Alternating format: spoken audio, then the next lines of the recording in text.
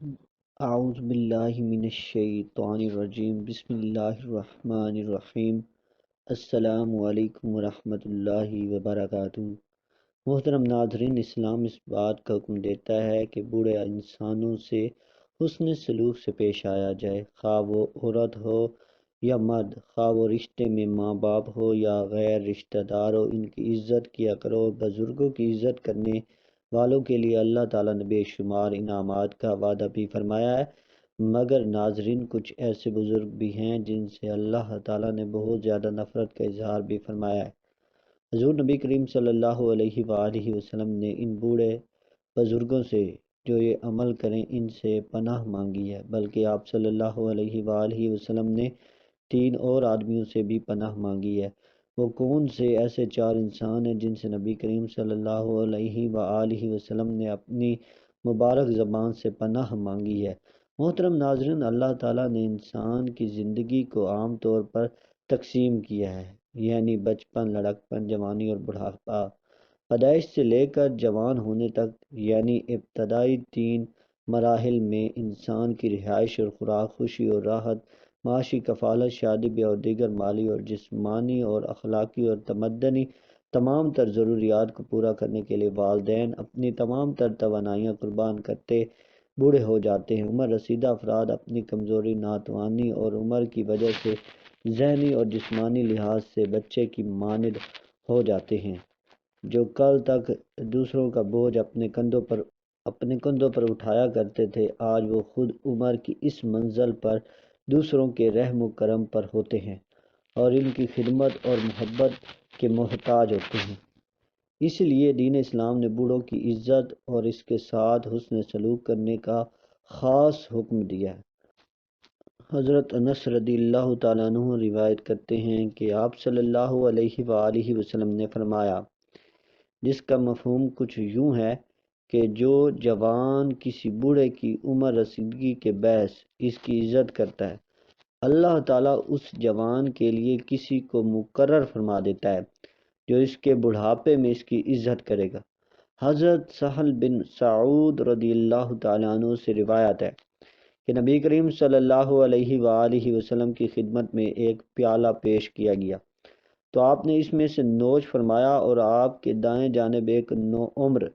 لڑکا تھا اور بائیں جانب عمر رسیدہ حضرات تھے۔ تو حضور اقدس صلی اللہ علیہ وآلہ وسلم نے اس جوان لڑکے سے کہا، کیا لڑکے، کیا تم اجازت دیتے ہو، کیا تم راضی ہو کہ میں یہ عمر رسیدہ لوگوں کو دے دوں؟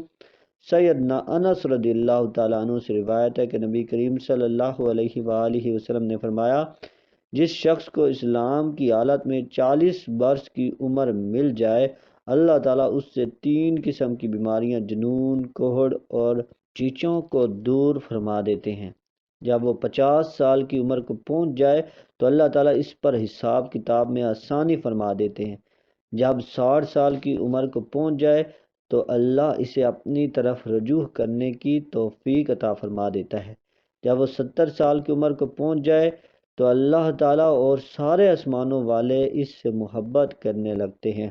اور جب وہ 80 سال کی عمر کو پہنچ جائے تو اللہ تعالیٰ اس کی نیکیاں قبول فرما لیتا ہے اور اس کے گناہوں سے درگزر کا معاملہ فرماتا ہے،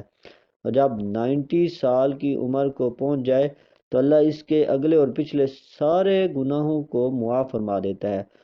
اور اسے زمین میں السیر اللہ کا نام دیا جاتا ہے، اور اس کے اہل خانہ کے حق میں اس کی سفارش قبول ہوتی ہے۔ اب اس بات کا ذکر کرتے ہیں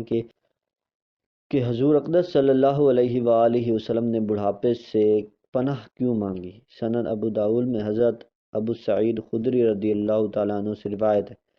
کہ ایک دن آپ صلی اللہ علیہ وآلہ وسلم مسجد میں تشریف لائے تو ایک انصاری صحابی حضرت ابو امامہ کو مسجد میں بیٹھے دیکھا۔ آپ صلی اللہ علیہ وآلہ وسلم نے فرمایا، جس کا مفہوم یہ ہے کہ کیا بات ہے، تم اس وقت جب کسی نماز کا وقت نہیں ہے مسجد میں بیٹھے ہو؟ تو آپ رضی اللہ تعالیٰ عنہ نے عرض کیا، یا رسول اللہ صلی اللہ علیہ وآلہ وسلم،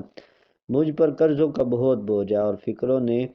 مجھے گھیر رکھا ہے۔ تو آپ صلی اللہ علیہ وآلہ وسلم نے فرمایا، میں تمہیں ایسا دعائیہ کلمہ نہ بتا دوں جس کے ذریعے دعا کرنے سے اللہ تعالیٰ تمہیں ساری فکروں سے نجات دے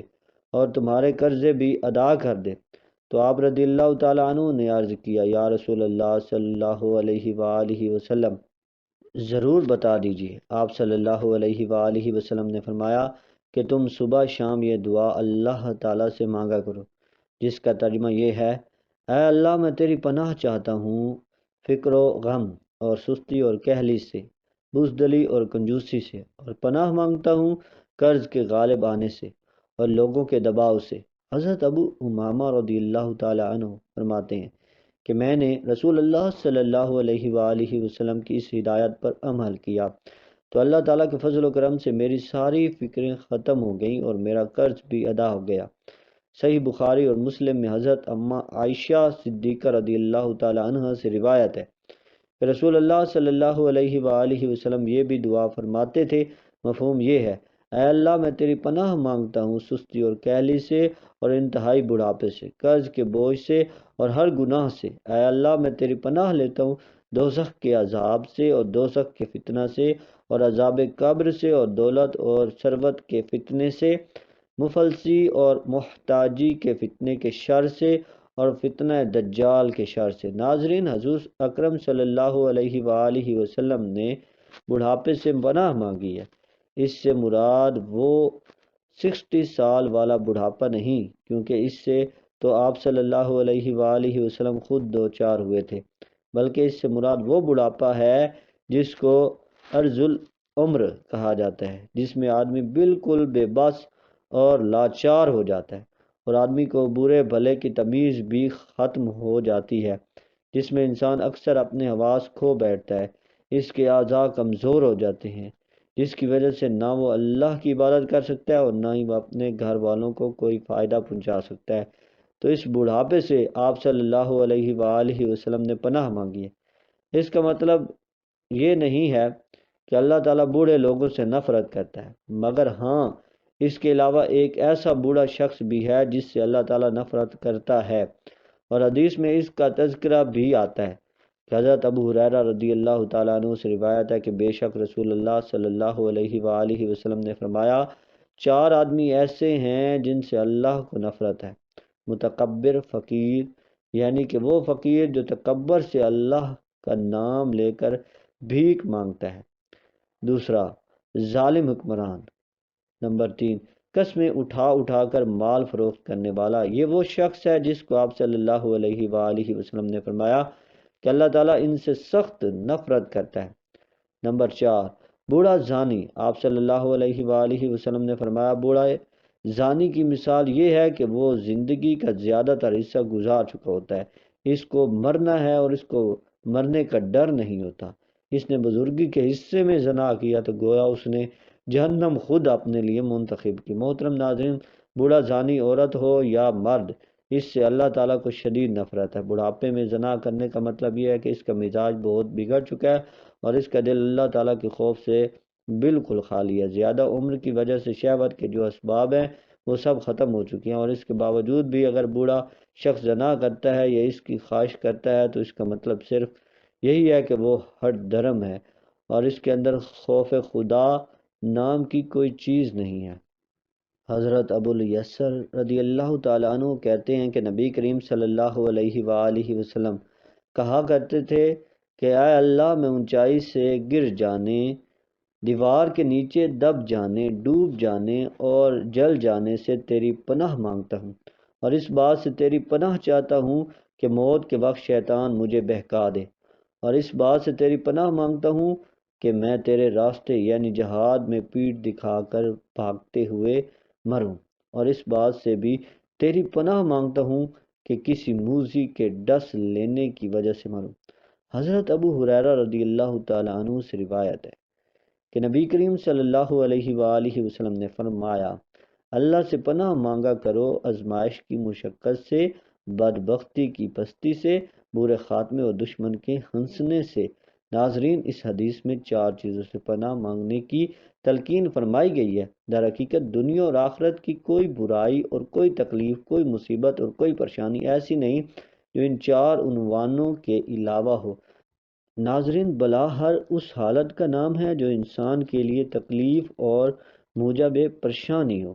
جس میں آزمائش ہو، یہ دنیاوی بھی ہو سکتی ہے اور اخروی بھی، روحانی بھی ہو سکتی ہے اور جسمانی بھی،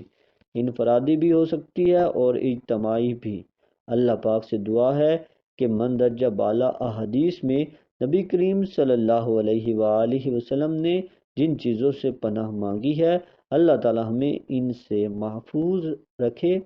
آمین۔ ناظرین، کمنٹ باکس میں اللہ تعالیٰ کے 99 ناموں میں سے ایک نام ضرور ٹائپ کیجیے گا۔